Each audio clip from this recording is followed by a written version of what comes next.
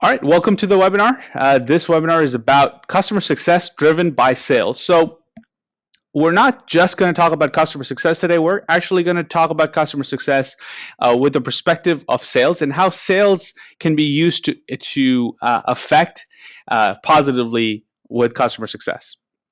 So I'm your presenter today. My name is Kevin. You can send me any emails or any questions post the session at kevin@close.io. All right, let's quickly talk about first what is customer success. So traditionally, customer success encompasses three major categories. First one is usage. So what usage talks about is how your customers are currently using your product or service. So whether it's a usage based on volume or usage based on quantity or usage based on quality. So when we say quantity, we mean how often people are logging into your app, how many times people use your app in a given day, in a given week, in a given month.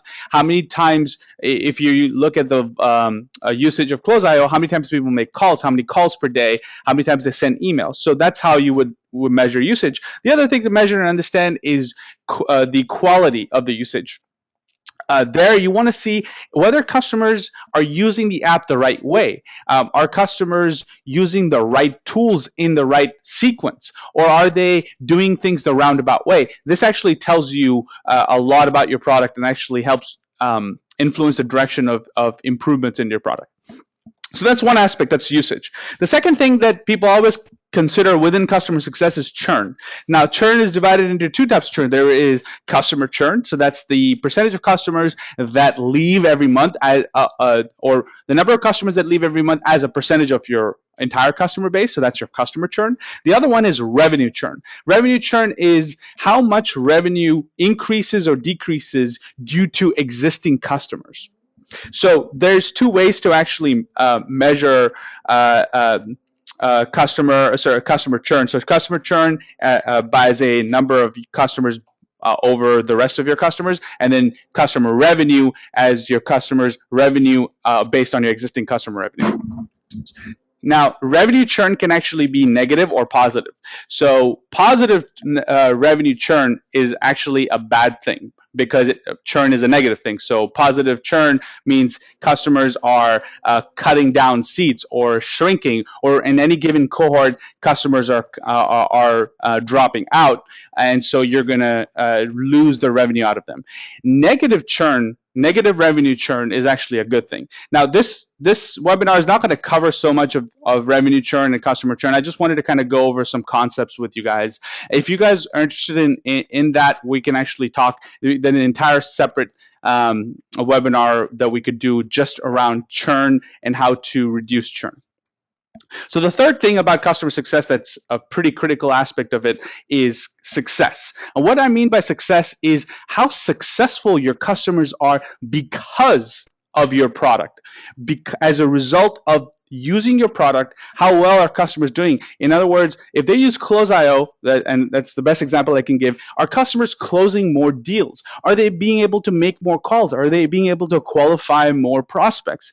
If they're using an email marketing tool that you created, are customers creating better inbound leads? If you're selling a bulk email tool, are customers being able to reach more people? So that success part of customer success is the third aspect of customer success. So this just covers in general what we mean when we talk about customer success. So how can sales drive customer success? How can sales affect customer success in a positive way? Well, there's three major sections of that. First is the pre-sale. Then is the post-sale, and then is the post-cancellation. So let's talk about pre-sale. Pre-sale just means before you close a deal, what can sales do to improve customer success? The first thing that sales can do is qualifying for fit. So oftentimes, salespeople are quick to qualify customers and assume that they're a good fit simply because a customer might show interest, and then push them into becoming a customer. What they may not often realize or dive deep enough to understand is this customer really a good fit? Is this customer's needs really there? So a great example is a customer coming to us and telling us that they need the bulk email feature. So it's a inexperienced salesperson might say, "Oh, great, yeah, we have this great bulk email feature. It's going to make you a lot of money. It's going to save you a lot of time," and they may push this customer into or this prospect into becoming a customer, and that's the end of that. However, the risk there is that the customer or the salesperson never really understood what the customer really needs. So qualifying for fit is critical. Understanding. I would ask, all right, so you want bulk email. What type of bulk emails do you want to send? Are you talking about marketing type emails? Are you talking about newsletter type bulk emails? Or are you talking about sales type bulk emails? What type of tracking do you need on those emails? What type of metrics do you need on those emails? Or do you need HTML style emails, or do you want to text only? Understanding these things can tell you a lot about whether this customer is really a good fit or not. Because if a customer is not a good fit, they're going to be in for a surprise when they end up using the product, and they're going to churn. So sales can really affect that by actually talking to the customer, understanding what it is that the customer really needs, and how in depth understanding understanding their needs. So qualifying for fit is critical, and it's a big aspect of customer success. The other thing that salespeople typically will skip over is qualifying for risks. So this is even less commonly done by salespeople, which is understanding what are the risks that this customer is going to stick around. So let's assume you asked the customer what their needs are, and they said, yes, here are the needs, and you understood their needs in depth, and you think it's a good fit. But the question is, can this customer really afford to stay with you? Can this customer really survive long enough to be a customer? Are there big macro and micro risks that are going to affect this customer's life cycle? That is important to understand. So I'll give you a good example. This is something that happened to us.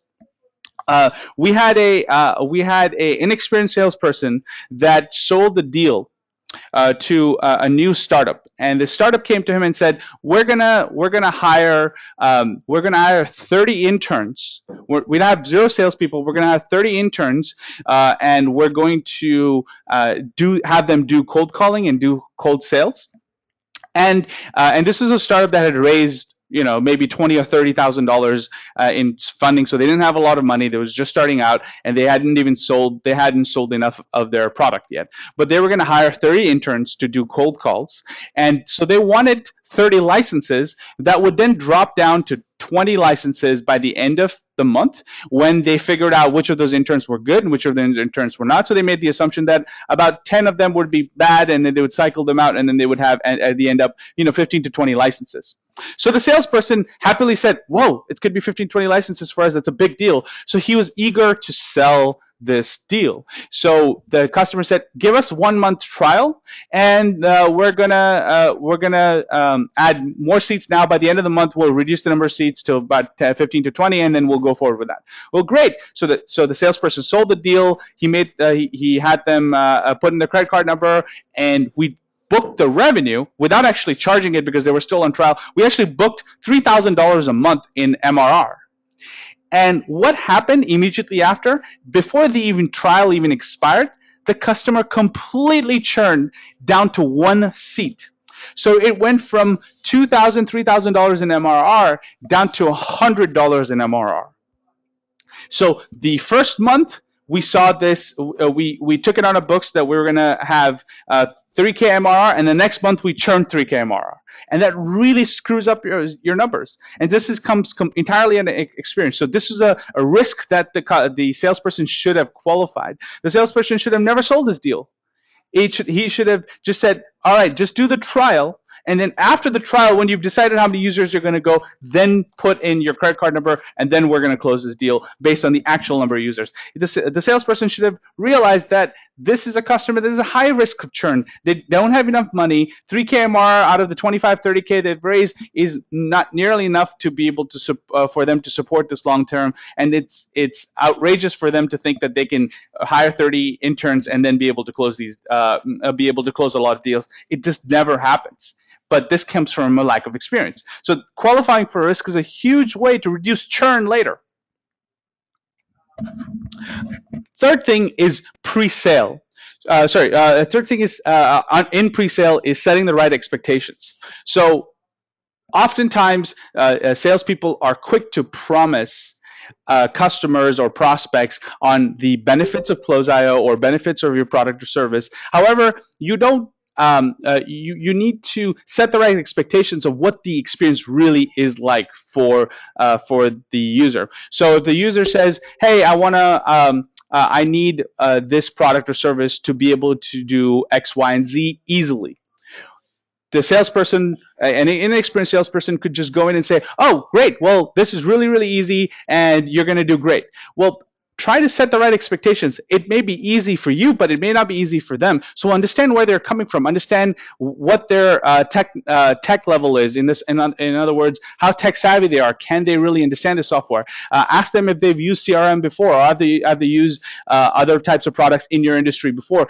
Ask them if they really understand what the workflow that they need, and then explain to them what the real workflow is going to be in reality, and what the likely benefit is. Don't promise that you're going to get 30, 40, 50% benefit. You can say, well, our existing customers see between 15% and 30% increase in profit, or 30% increase in productivity.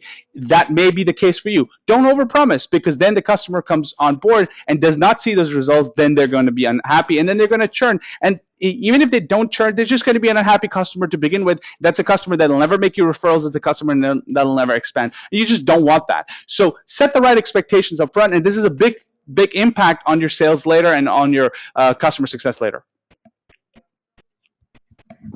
The last thing is on the pre-sale part of customer success driven by sales is selling the onboarding experience. So stepping back for a second, if you don't already have some level of onboarding for your customers, then you should create one. You should create an onboarding experience. One of the best ways to onboard customers is to train them. So with Close.io, for example, we started off in the early days actually offering one-on-one training sessions to all customers. So anytime a customer demanded it, or we just offered it to everybody anyway, said, "Hey, we're happy to give you a personalized session," and we actually trained them on how to use the product effectively. Later on, as we grew in scale, what we started offering is a weekly training webinar where we cover different aspects of Close.io and from start to finish train people on the workflow and setting up of Close.io. Now, this training has been extremely popular and has been extremely effective in helping our customers become better at using the product. It's not enough to sell somebody on the benefits of it, because you may sell them on the benefits, but the actual implementation is entirely different. So when they actually use the product or service, they're just going to they're going to run into challenges. They're not going to fully understand how to use it, and if they're not successful in using it, they're going to charge. They don't get the benefit, they're going to leave. So it's important to have some training, some level of onboarding experience. But then again, if you do have an onboarding experience, what you may be missing out on is actually selling the customer on doing the onboarding. In other words, selling the customer that they should do the training with you, or they should do the onboarding. One of the things we do with Close.io is we every time we close a deal, we tell customers, "All right, great, I'm very excited to have you on board. Now, now that you see the promise in the product and you see the promise in the service, we want to also make sure that we deliver on that promise. And the best way we can deliver on that promise is by helping you come on board and train you on Close.io. Close.io can be very complex and has a lot of nuances. We can actually train you guys and make you experts and armed and dangerous with it. So I highly recommend that on this Thursday, you do our training webinar. Here's the link to it. Please sign up and have your entire team sign up. And anytime you add new users, please have them sign up. And that's us selling our customers on the onboarding, because it's not enough to get their money now, but we would want to keep them happy and successful and productive, so we want to have them keep paying us for it. So we sell the onboarding, and that's why we see success in customers actually doing our onboarding and electing to do it. So selling onboarding is a great way to later affect customer success, but it should be done by sales. All right, so transitioning into pre and post sales, another aspect of that process is pushing for contracts or prepaid. So contracts, if you don't already have them, then create them. Create a simple 2 or 3 page contract that something for a 1 year or a long-term commitment by a customer. Or if you have any prepaid options, if you don't have them, create them. It's really important. But what these deals do is allows your customers to commit to a longer term relationship to you, and then you commit to a longer term relationship to service them, and in place you give them a discount. Now, obviously, you guys know about these things, so this is not inconsequential. But what is important to understand here is actually selling this. So a lot of times, young startups go with the mentality, well, our customers are going to do our new contract if they want to. We're not going to force them. If they want to prepay, they'll prepay. If they don't, they don't. We don't want to force them. We're just going to give them amazing service. We're just going to give them amazing product, and then they're going to automatically do it, and they're going to stay.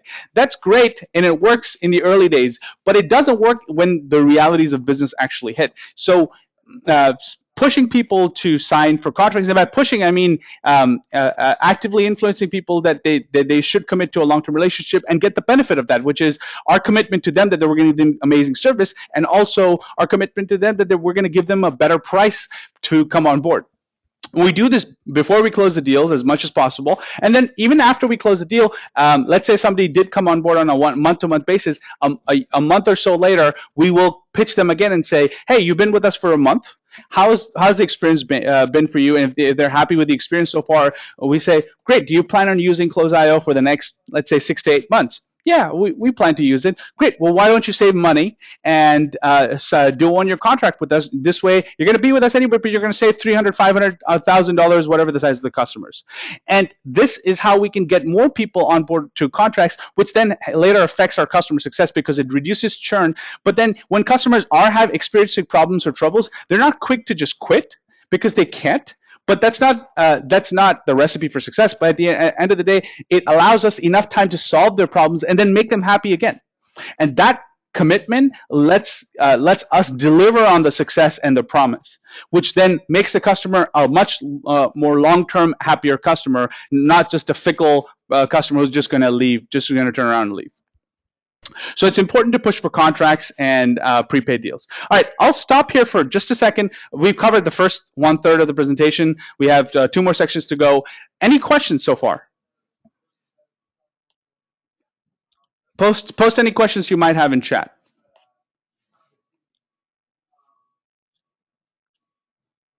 All right, for some reason, I'm unable to access. Sorry about that. I have to. Okay, all good. All right. So let's talk about post-sale.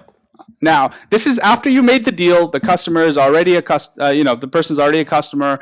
They're paying you. They've been with you for a while. Maybe you've called them up and pitched them on a contract after a month or prepaid. So all of those things are great. Now, let's talk about upsells and referrals. Remember when I said customer churn? There's the customer churn part of it, then there's revenue churn. What revenue churn implies is as existing customers are going to add more seats or increase their usage, so they're going to pay you more and more and more. And that part, or they're going to reduce their usage and pay you less and less and less, or reduce the number of seats that you might have. That is an important thing that sales can actually influence. So post-sale, it is important to keep opportunities in mind. It's important to actually, for sales to check in with the customers that they've already sold, maybe a month, maybe 2 months down the line, and figure out how are they doing? Are they happy? Are things going well? But then the other thing they can ask for is what are other opportunities within their organization to sell this product? You can ask the customer, hey, you've had a great experience. Wouldn't you want your colleagues to have a great experience as well? Yeah, we would. All right, can you make me an introduction to this department within your company and help us expand this product in there too? And they would be glad to do it. If it's something that there's a real opportunity, so they'd be glad to do it. Or ask the customers, hey, what's the plan for growth? How many users are you guys going to add over the next few months? What about your support department? What about this other department? What's the plan to get them on board? Well, we need XYZ for that to happen. All right, so if we deliver XYZ, can we get them on board? The answer is either yes or no. And based on that, you can actually help customers put a plan together in helping them bring more people on board. So that's the upsell portion of it. But the other aspect of it is the referral portion. So asking your existing customers if they're happy to make referrals to other people they know in other companies who can also come on board and become a customer. So that is a huge portion of sales, but that also delivers customer success. Here's how. If a customer makes you a referral, and then you're able to bring that referral on board as well, first, the customer himself or herself will feel a lot more confident that, hey, this is a product, not only something that I see the value in, but other people in my industry also see a value in. And number two, they're going to feel like they actually made an impact, that they can actually make a difference. So they're more likely to make referrals. Third, if you have the new referral thank the original customer for making the referral, they're going to be even more excited to make referrals for you. So this is a great tool, and it's a great way to improve customer success.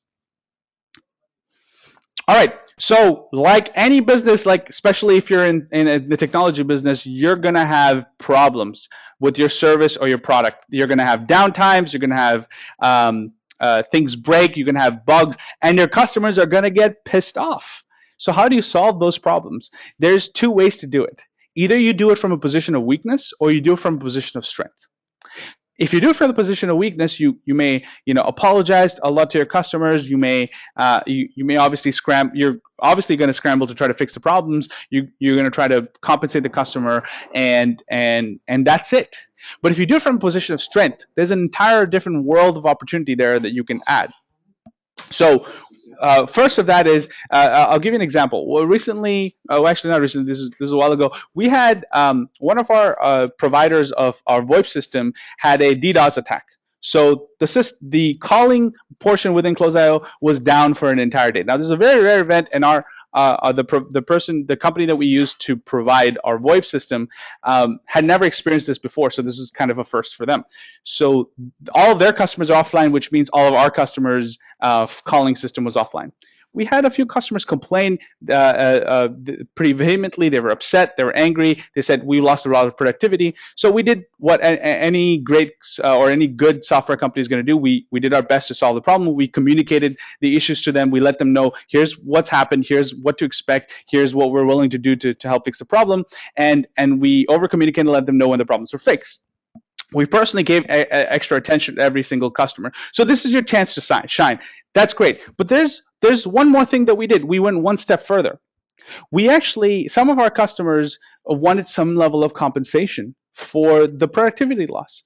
So rather than just saying, oh yeah, here, here's a refund or here's money back, we did something a little different. We said, all right, we'd love to actually help you guys out and actually strengthen this relationship. As you see in this situation that happened, and situations like this do happen, you can judge us for the way we responded to it. And if you're happy with the way we responded to it, here's what we want to offer. We want to give you guys an additional 5 or 10% discount. But we want to make this a long-term relationship and commit to you that we are committed to making you successful. So we ask that you guys sign a 1-year contract. And we actually did. We out of the 5-6 customers that complained, 4 of them ended up signing a 1-year contract with the discount as a result of the downtime that we had.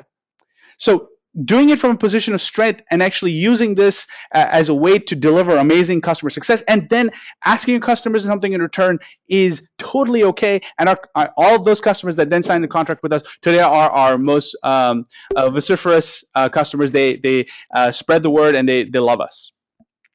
So that is a great opportunity for you to step up and then also use it to increase your business and improve customer success.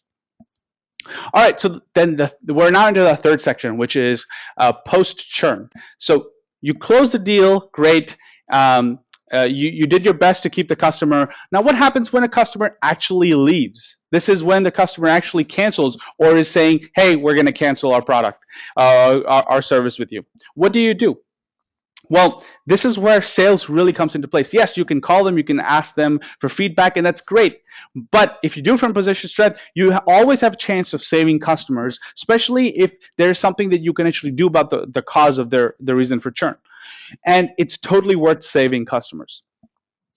Every single customer that ever churns with Close.io, we call every single one of them and figure out exactly why. So you want to, the first step here is to address the root cause. So you want to understand, what is the reason you're churning?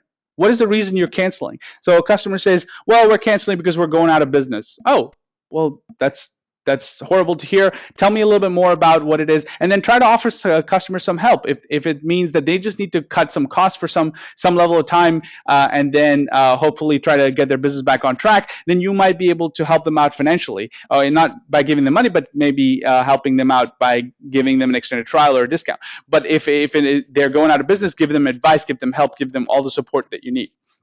If the customer says, "Oh, we're leaving because we don't have this feature," then try to understand why they didn't know this to begin with. So understand, all right, so you didn't have this feature. Did you know about this? Did you know that you didn't have this feature when you first signed on?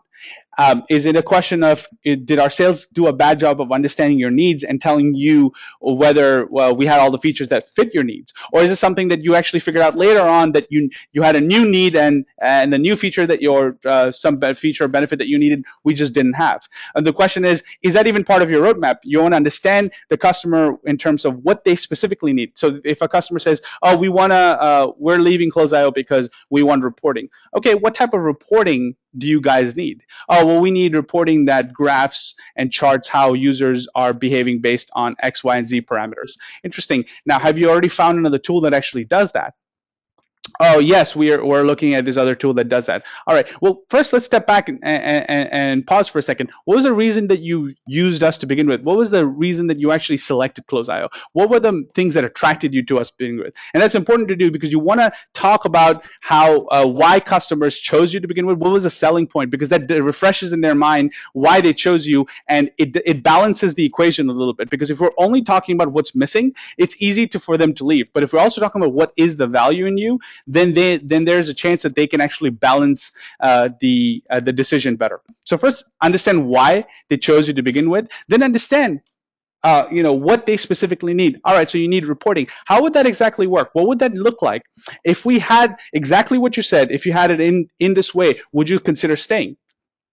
The customer says, yes, we would consider staying. All right, and I ask them, if we were able to deliver this feature in the next 2 to 3 months, would you consider sticking around for the next 2 to 3 months until you have that? Well, maybe we wouldn't be as productive as we want, or the answer is yes, we would consider staying. So if the answer is yes, we'd consider staying, then let's stay together and tell them if you're planning on launching that feature or not. If you're not planning on launching the feature, tell them, hey, we don't plan on launching this feature.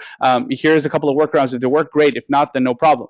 But if you are planning on launching the feature, then you could say, all right, then here's the plan for launching the feature, and then communicate to the customer over the next 3 months as you are making progress to launching the feature, if it's already on your roadmap. If it is on your roadmap, but the customer says yes, but then there's not enough value for us, then you can consider giving them discounts. You can say, all right, how about this?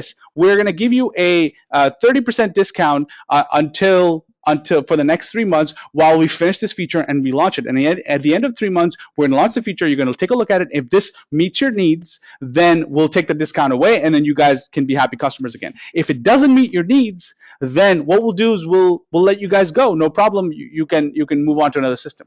But what this does is it puts it aligns all the expectations and aligns the value for the customer. So you're giving the customer something for them to give you something, and then you build this long-term relationship. And sometimes these customers become great long-term partners. So address the root cause, understand the specific need, see if you can even do something about it, and know it in depth. And if you can do something about it, offer that. If you can't do something about it, then let the customer go. Sometimes that happens. The last thing is sometimes customers churn because they didn't get enough support, or say they had a problem that didn't get fixed very well. And these are great opportunities for you to sell them on you again. With these types of customers, offer them extra value and attention. Tell them, hey, we're really sorry. Own up to your problem. Say, we're really sorry that this happened. We're committed to making this work. Here's what we propose. Give us 2 weeks. During this time, we're going to give you extra level of enterprise level support.